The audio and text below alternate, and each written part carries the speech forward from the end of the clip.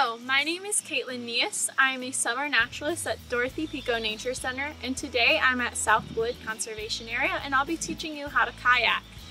Before I even get out a kayak though, I want to talk about something very important, and that's water safety. So I'm going to be showing you how to choose a life jacket and how to properly fit one. And you need to be wearing one before you go out on the water in case something should happen. Even if you're a competent and strong swimmer, things could happen on the water where you might not be able to support yourself. So just take your necessary precautions and wear a fitted life jacket. Okay, so I'm going to be pointing out specific things on the life jacket that you need to look for to make sure you have the proper fit. One of the things you'll notice is that every life jacket should have a size included and the amount of weight that it will support. So I have a smaller build, so I chose a small life jacket, and this life jacket will support more than 90 pounds. So I need to be over 90 pounds for this to be an appropriate life jacket for me, otherwise it will be too big. So if you try to put this adult life jacket on a child, they may slip out from underneath in the life jacket because it's too large for them. The other thing that you need to be looking for is this marine listed seal. So your life jacket should be tested for quality, otherwise it's probably not the most reliable flotation device. So we really want to be looking for that seal of approval. So I will now put on my life jacket and I'll show you how to fit it, especially with the straps. So first I'm going to put it on, and then I'm going to zip it up first to see the approximate fit. Now I'm going to tighten the shoulder straps, and then this specific life jacket has two straps both here on the side. So I'm going to tighten both. As you can see, this one is already fully tightened, so there's not much more I can do, and this is the way it's going to fit me. One more thing, if you want with your child's jacket, you can go under the shoulder straps and pull up, and if it goes up too high, that is too large of a jacket for your child. It needs to be nice and snug.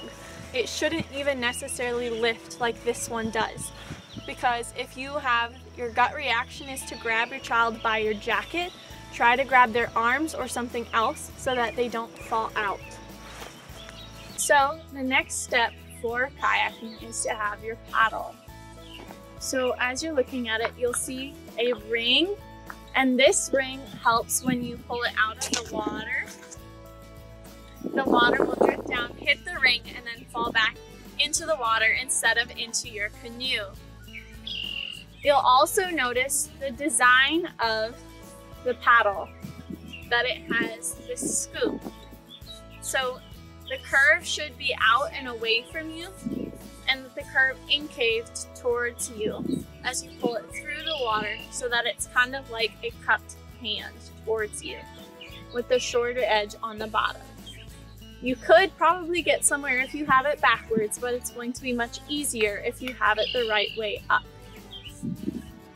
Typically your paddles are parallel, so they are directly across from each other and they're the same.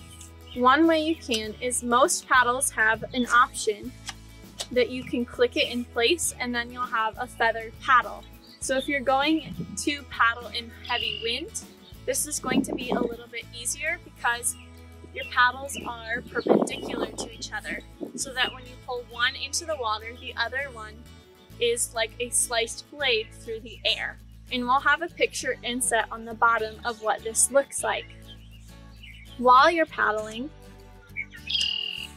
you want to keep, if you have parallel paddles, keep your wrists locked in place, and you're just going to use your forearms and paddle this way. If you have a feathered paddle, what you're going to do is lock one wrist in place, and you'll have that, and then you'll turn it as you go through the water.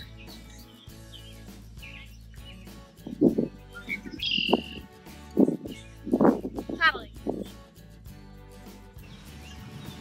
As you prepare to launch your kayak, I'm going to explain the different components of your boat.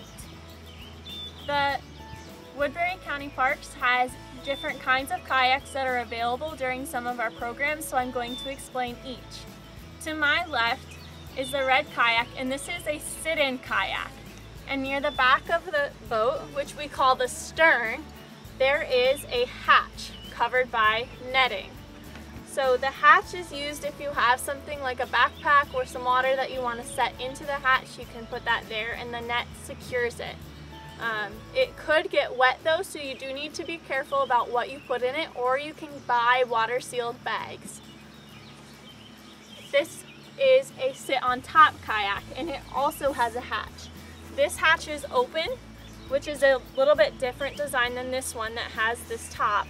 And there would be netting on it traditionally, but we have it taken off. So as you can see, this is the cockpit of your kayak. So you have your backrest of your seat, and then this is where your legs would be, and we have leg adjustments for your footrests. So the red sitting kayak has the same kind of structure for the adjustable footrests, but because it's more easily seen on the sit on top, this is what I'll be showing you today. So there is a lever that you push in, and then you can slide it up or down according to your height and your comfort levels. I'm not going to be, you want to preferably adjust this before you get out on the water, but you also don't want to do it this high up on the shore because you could bend the bottom of your kayak and damage it. Additionally, you can see that all of the kayaks are sitting on the soft grassy surface instead of the rock behind me.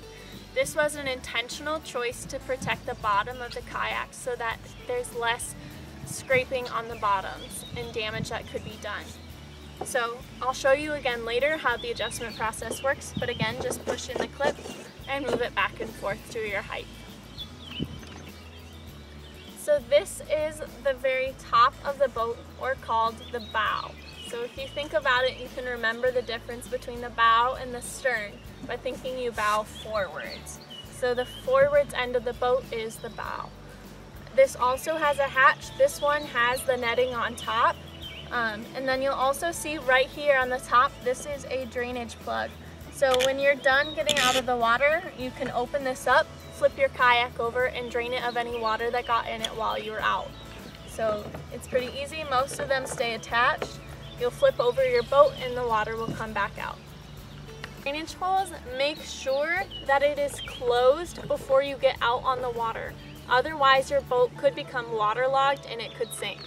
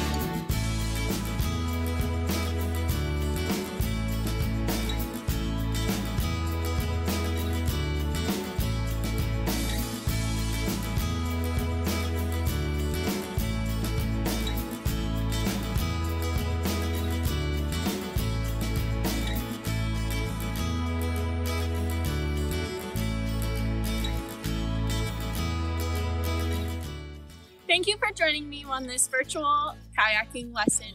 Don't forget to like and subscribe to our channel and see all of the other content that we're publishing.